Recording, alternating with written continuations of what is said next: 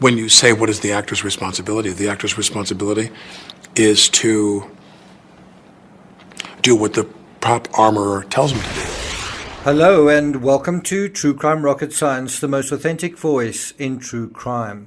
By her own admission, 24-year-old Hannah Gutierrez-Reed, well, that was her age when she was the armorer on the set of Alec Baldwin's Rust. By her own admission, she didn't check the last round too much. Was this because she was hungover?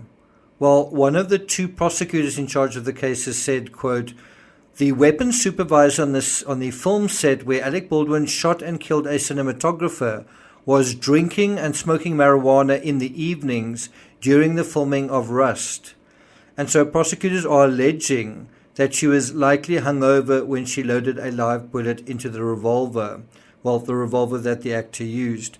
What I think is quite interesting about that is it is making a general statement that she was drinking and smoking in general in the evenings after the filming of Rust. And the question is, was she smoking on the night of the 20th of October, right? Also in a general sense, it would make sense that if someone was hungover or tired or not thinking clearly, that they might have made a mistake. The thing is that sufficient evidence? Is that actual evidence? The other thing that I think is interesting to consider is it in Alec Baldwin's interest to protect his armorer, to, for example, pay for a lawyer? Is that what's going on here?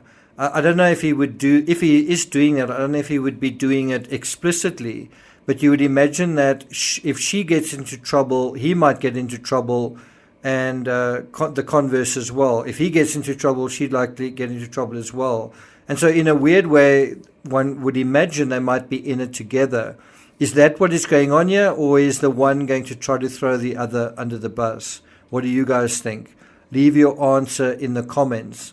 Before we get to the rest of the analysis, if you haven't subscribed to the channel, please do.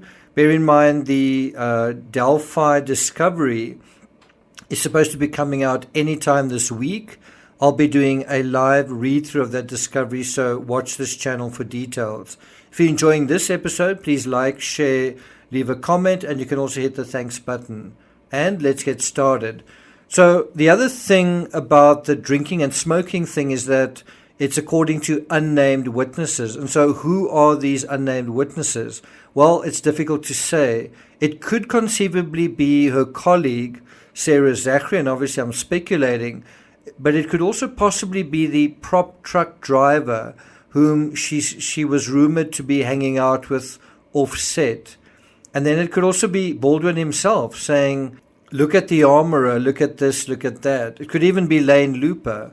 But do you remember Alec Baldwin saying, I feel that someone is responsible for what happened, and I can't say who that is, but I know it's not me. Now, what's interesting is every now and then I get people who are very agitated who say, leave it alone, it was an accident. But even Alec Baldwin here is saying someone is responsible.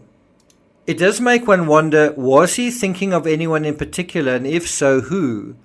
And I think Baldwin's follow-up rhetorical question basically answers that question, because he says there's only one question to be resolved, and that's, where did the live round come from?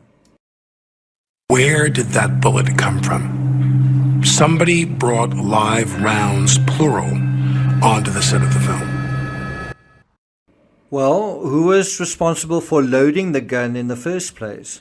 When Baldwin was asked about the armorer, he didn't indicate any misgivings about her, though. He said, when he met with the film's armorer, Hannah Gutierrez-Reed, for a gun training session before the shoot, that she appeared capable and responsible. Really? She appeared. By appearances, she seemed capable. In terms of appearance, she seemed responsible. See, the problem if he says she didn't appear capable or responsible is the onus then shifts to him. If you hired someone who didn't seem capable and didn't seem responsible, why? She didn't appear capable and wasn't capable, and if she didn't appear responsible and wasn't responsible, why did you hire her? And also, why didn't you fire her or at least address safety incidents? So that might explain what appears to be a bit of a contradiction. In any event, speaking of appearances, it's fascinating how different Hannah appears in the same interrogation cubicle in August 2022, almost a year after the incident. Her hair is different. Her clothing is different, although Hannah herself isn't that much different. Hannah swears like a sailor, and anyway, Baldwin would later say, I assumed because she was there and she was hired that she was up to the job. Assumed. Did he never ask? It's also worth noting that when the local health and safety authority investigated the case, they find the management of the production, not Hannah. They find the management the maximum fine. And this may be an indication of where a prosecution, if it ever gets off the ground again, where it will be ultimately heading as well. And I did make another video where it's not as though the prosecution is dead in the water. The prosecution are reviewing some elements, new information about a hammer being added to the revolver and deciding whether that changes the case fundamentally. And that's regarding Alec Baldwin's side. It does seem as though they're pressing forward with the prosecution of Hannah Gutierrez-Reed regardless. And one wonders if the case amounts to just a prosecution of Hannah Gutierrez-Reed, is that going to open a can of worms for Baldwin, like down the line? It's also interesting getting a sense of the feelings of the prosecutors. Morrissey has described Gutierrez-Reed as, quote, the most culpable defendant in a case that resulted in the senseless death of another person, end quote. In the meantime, they are pressing on in their prosecution against Gutierrez-Reed, saying that she had a history of irresponsible conduct and that she should finally be held accountable for her actions. And when they say that, they're saying that there was irresponsible conduct on a different film as well, the one with Nicolas Cage. Now, I suspect that statement has to be read in the context of the contention that the revolver was ultimately defective. If it was, and if Baldwin is off the hook, then Hannah is back squarely on the hook. Prosecutors have said if the revolver proves that it couldn't have discharged accidentally, then they will press charges accordingly. The interesting thing is, having subjected the revolver to extreme testing, it's basically fallen apart. And so with a new prosecutorial team, the problem is putting Humpty Dumpty together again and doing a brand new round of tests. And, you know, in the Ramsey ransom note, they did the same thing. They tested the note and in the process destroyed the note. And so if you now change your investigators, well, now you don't really have something to work with. So can you see there's definitely an advantage for defendants in drawing out a prosecution. It's easy at various times to have a handle on all the elements of the case, on all the evidence of a case, and also to get a strong sense of just how egregious, how serious an offense actually was. But what happens with the passage of time? Well, it's tough to maintain a strong sense of familiarity with the facts when there's a relay of prosecutors, when you've got brand new people who've got to start from scratch, and also when the evidence, like the revolver, is destroyed by testing or altered significantly by testing. And perhaps the most subtle and sneaky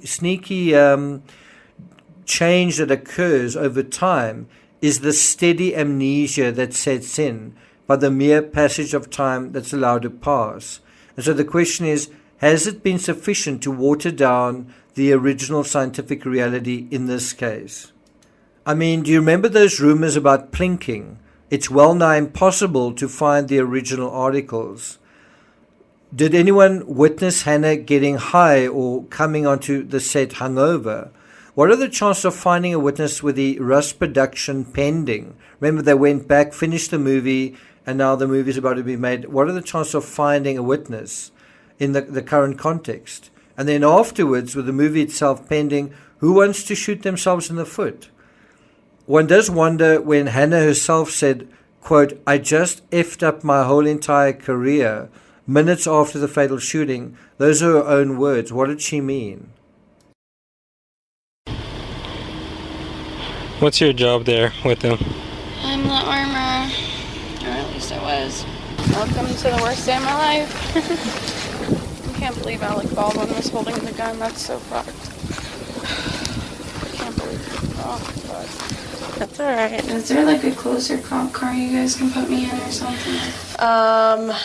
I mean, the closest one that I can put you in is one of the ones that's like the unmarked one. I just kind of wish that any of my coworkers could stop seeing me because I already feel super bad. Okay, yeah. I just want to get the fuck out of here and never show my face in this industry ever again. Well, I wouldn't say that. Oh, I would. I'm like the only female armorer in the game and I just fucked up my whole entire career. The bottom line is, who is more responsible for safety on a set like this? Who is more responsible? An inexperienced, young, reckless rookie who fucks up, or the experienced movie person who ultimately hires someone who's cheap so that they can cut corners? Where does the culpability lie? Is it one more than the other, one instead of the other, both equally, or neither? What do you think? Thank you for listening, and I'll see you guys next time.